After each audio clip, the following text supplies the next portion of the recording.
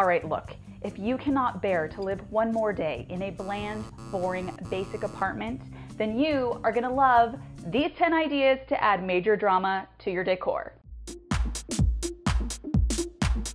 This is Laugh Cry DIY. I am Katie. I am a color-loving maximalist, and I recently did a video on 10 realistic renter-friendly ideas you can use to zhuzh up your apartment. And after that video, I continued to fantasize and daydream about more of my dream decor projects. Things I wish I could do in my house, things I'm currently obsessed with, things I think we're not doing enough of in the design world. So today I wanted to do a fun roundup of 10 ideas that you can incorporate into your space. Now, many of the ideas we're gonna talk about today are inspired by these sort of like classic, elite, grand, aspirational wealth aesthetics. And some can be kind of outrageous, but I think there's a way to adapt these ideas or elements of these ideas into a more affordable, budget-friendly home, or take your trust fund and replicate them exactly.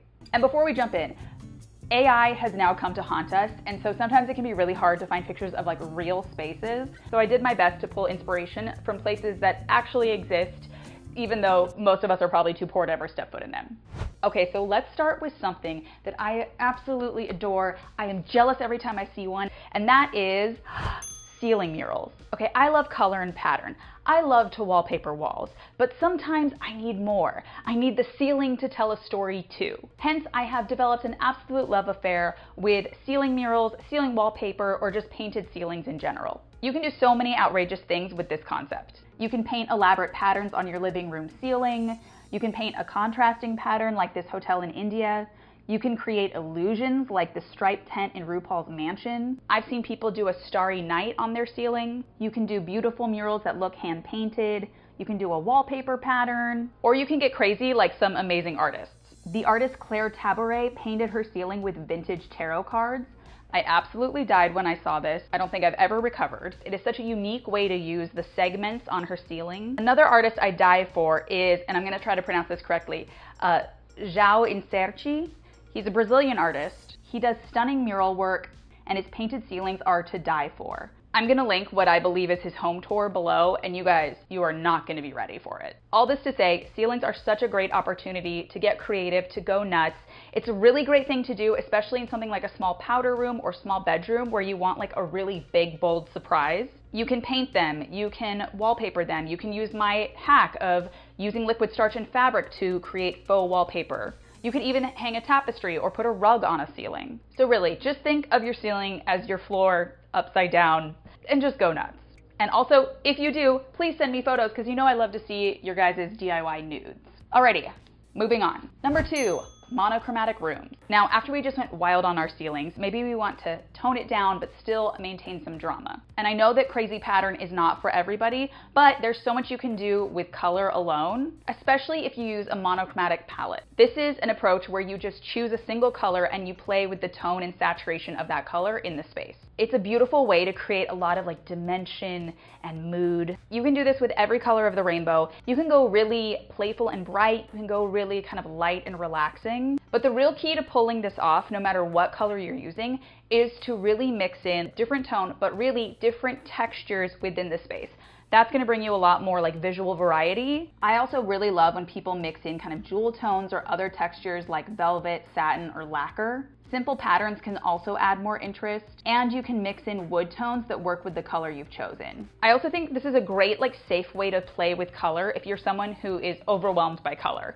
Because I think what people are overwhelmed by is the visual stimulation of a lot of different colors, but you can create a single space with one color that is actually very relaxing. For example, I love the lobby of the Trixie Motel in Palm Springs, and one easy way to do this is go for like a really light base of the color and then like ramp it up or down in places where you want to grab more attention. And if you want proof that you can create essentially a full palette from just one shade, look at the Barbie set as the perfect example of this. The Barbie Land set in the movie was this pink extravaganza from really bold fuchsia to pastels. And fun fact, anything that was white on the set was not actually white. It was actually just the palest, palest, palest pink. But you can see how much they played with it and how beautiful it was. So like I always say, go monochrome or go home. Now, number 3 is something that you have and I have, but it's tragically so often overlooked and so underplayed with, and that is dramatic doors. Doors and door frames are their own little canvases. They can absolutely be the star of the room, and there are so many cool ways to basically put your doors in drag. You can add a fun little accent, you can make them a focal point, you can sass them up with a fun shape to make them stand out, you can stencil them and give them a bohemian faux inlay look, or you can do something smaller and more simple and just add a fun little trim. You can also just go totally nuts and add super elaborate ornamentation, or even create a fake facade. You can change the texture. These doors are actually upholstered velvet. Are you freaking kidding me? You can paint a doorway or a hallway and change the whole shape of the doorway. You can be wild and paint a larger design around the door frame. And you can totally create your own reality by painting something totally different. Look, I died for this. These geniuses right here turned their closet doors into a faux piece of furniture with this elaborate silhouette. Boring closet? No. Awesome, cool mini temple. I also just love painting a door a bold color as a fun little pop or surprise. And I have previously talked about just painting the inside edge of your door. If you're a renter and you can't paint, you can easily add washi tape just for a little hint of something. I'm just saying, there are options if you want door drama now. Whatever you do, it's gonna be adorable. Now, number 4, let's close the door on the present and open the door to the past. There is a design feature that I have been daydreaming about for months. And as mid-century and even now 70s decor returns into the zeitgeist, I just can't stop lusting over the idea of a sunken living room. I learned that the sunken living room was actually invented in 1927, but obviously it was made most popular in like the 60s and 70s.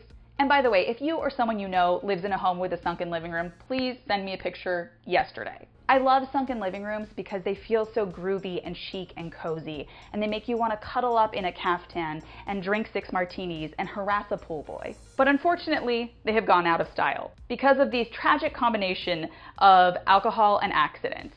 And anyone I've ever known who had a version of a sunken space in their house has a story of how they fell into it once. So I understand the safety issues that they may have presented. And although none of us will likely ever live with a sunken living room, I do think that you can recreate and curate kind of the experience of it. Even if you live in a 1-bedroom apartment, you can do this by curating really low kind of loungy sofas, or sofas that are curved or in a full circle that makes it feel enclosed and makes you all kind of forced to face each other. And in this disconnected time of technology, we need to be forced together to face each other. You could even do this in your backyard or in a big room with a round day bed. Now, before we move on from this, I do just want to show you this picture of a sunken bathtub.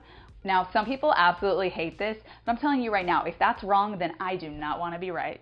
Now, moving on from this kind of vintage vibe, let's go back to traditional. Let's go back even further into antiquity, and let's talk about columns. Columns are glamorous, they're opulent, they're dated, they're tacky, they're everything. And they get a bad rap because they do seem sort of traditional and opulent and ostentatious, but they can be fun, they can be grand, they can be funky, they can be kind of whimsical. And they can be really unexpected because you just don't see them that much in houses these days. As actual architectural features, they can be painted a color to make them stand out. They can have an unexpected pattern added to them, or be painted in a really bold and geometric way. And they can be reimagined in different eras. Can we get a round of applause for these Art Deco beauties? I am also personally dying over this like postmodern 80s interpretation. Now, a lot of us don't have columns in our home, but we can and we should. I often see columns pop up on Facebook Marketplace or secondhand apps as like garden decor or holdover event decor. And you can DIY or customize them to your preference. Check out this like 80s blue Memphis standing column lamp. You could easily dupe that or just add a small lamp to the top of one. You can totally create a small vignette by just hanging a mirror and popping a column in front of it with a plant or a candle or a statue. That's always a really smart way to fill a dead space in a corner. You could use them as drink tables or side tables. Imagine putting them on either side of a fireplace. You can paint them fun colors, you could do gold, you can get them mirrored, you could turn them into a console table or coffee table. You can also like reimagine what a column shape is. Check out this funky twisted checkered version or this really peculiar stacked marble version. They can make cute bookends. I've even seen people DIY them out of pool noodles. I will also link a tutorial for that below. And if you can't fit a large column in your house or it's not in your budget, get some mini columns. You could spray paint them in bold colors and pop them around. Even getting a cute little column-shaped candle, that's a cute little way to add some little fun. Also, the fluting on it adds texture anywhere you put it. All right, number 6.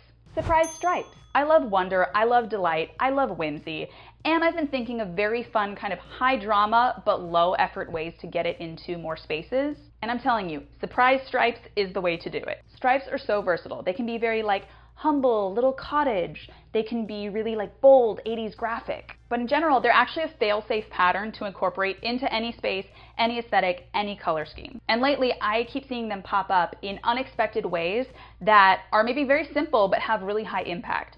For example, like on the inside of closet doors, or the inside of a doorway, or the trim around shelving, or as the wallpaper backing of a cabinet. You might add them to furniture or accents around the room. I really love this simple striped pendant.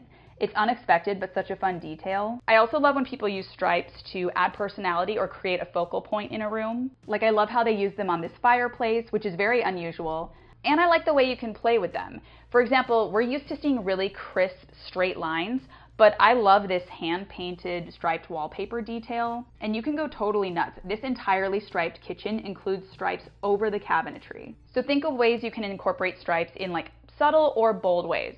For example, you might remember I recently thrifted an old water cooler stand, and I striped the hell out of it and turned it into a chic plant stand. I also love striped accessories like vases, rugs, throw pillows, mugs. Again, you can mix up the color, you can mix up the style. So I guess what I'm saying is if you're feeling bored, then stripe up your life. All right, let's get glam. Let's move on to number 7. Gold leaf. Now we've been talking about like some more simple ways to add drama, some like low lift ways, but sometimes you just want to go full in with luxury and glamour. And in those cases, gold leaf is your best friend. Now when I say gold leaf, you probably envision like Versailles or really like chintzy places, but there are still more elegant, simple, tasteful ways you can work it into your space. You can go big and do it on your ceiling, which is a great way to introduce a metallic in an unexpected way. I especially love it on stair risers. And I even love how it works with this worn-in wood look. Again, I think it's super fun to go bold with a specific feature like a trim or a door. I even saw that a gold leaf artist did her own fireplace mantle, which is a total stunner. You can also do one full piece of furniture like these nightstands. And it always looks great to have just one bold gold leaf piece in a room, like a screen or a coffee table. You can add it to bring out a subtle architectural detail like the panels on these doors. I also thought it was brilliant that someone did this on a window of a door in lieu of privacy film.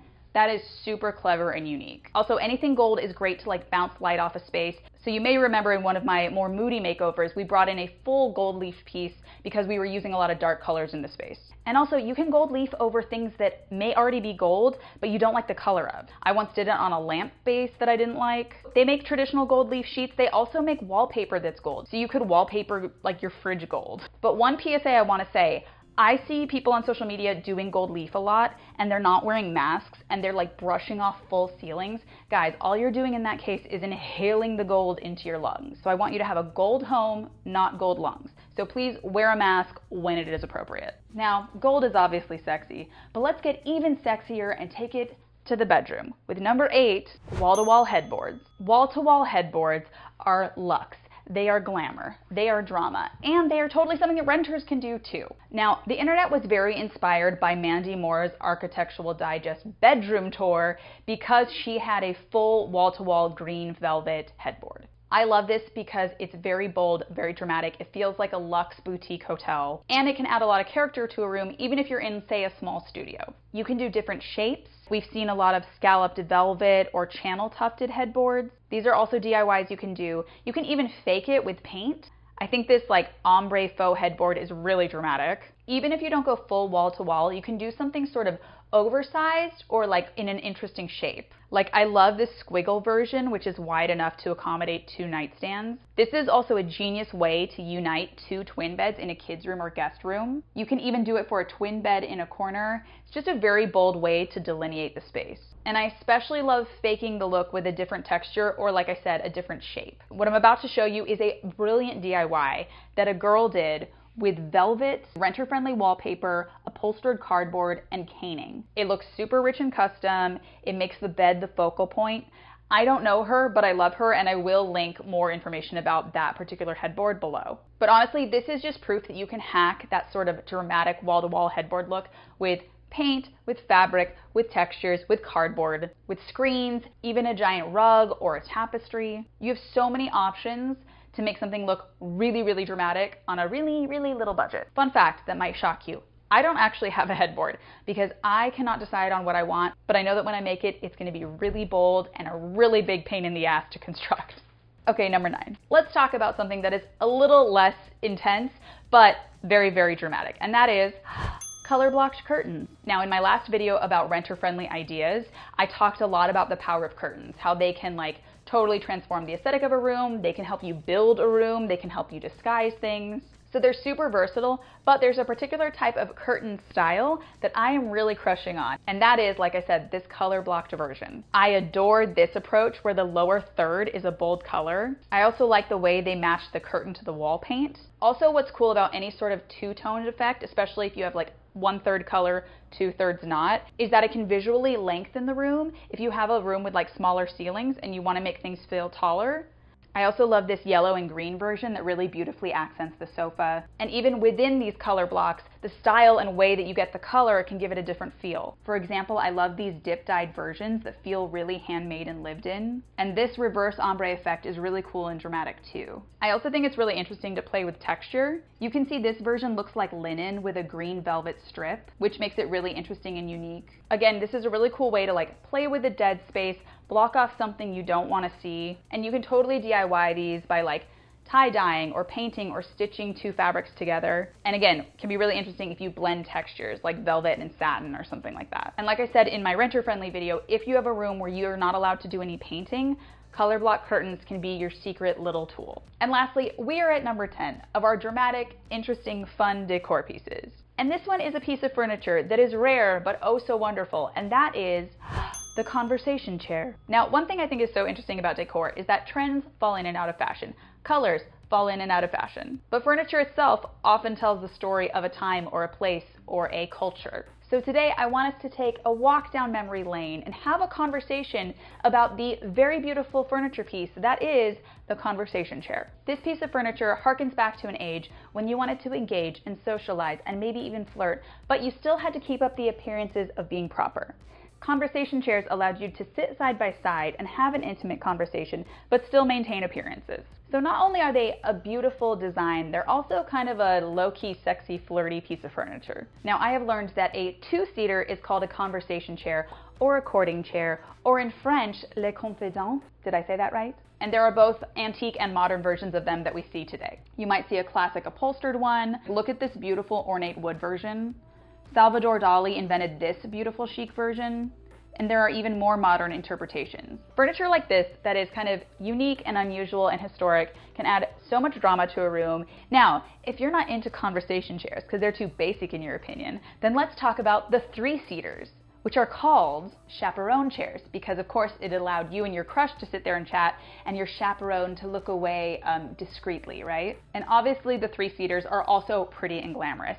But let's talk about the big boy of all conversation chair-esque furniture, and that is something called the born settee. This is that really round piece of furniture you will often see in hotel lobbies or dressing rooms. They're very sizable and it allows everybody to kind of sit back to back to back. They are increasingly rare, they taunt me in my dreams, and you do need a certain amount of space to have one in your home. But if you are lucky and you have a palatial hallway or a grand sitting room or a large pool area, put a damn born settee in there and send me a freaking picture. Now, if you happen to live in an apartment or a studio or a regular size home, you can still kind of get the version of this by putting like a beautiful tufted poof in your living room or putting a little conversation chair in your hallway as like the bench. You may also come across something called the gossip bench, which is a little bit smaller. It was made for sitting on the telephone. And in a previous makeover I did, we actually did use one of these in the living room. And you can easily, like I said, tuck them in a corner,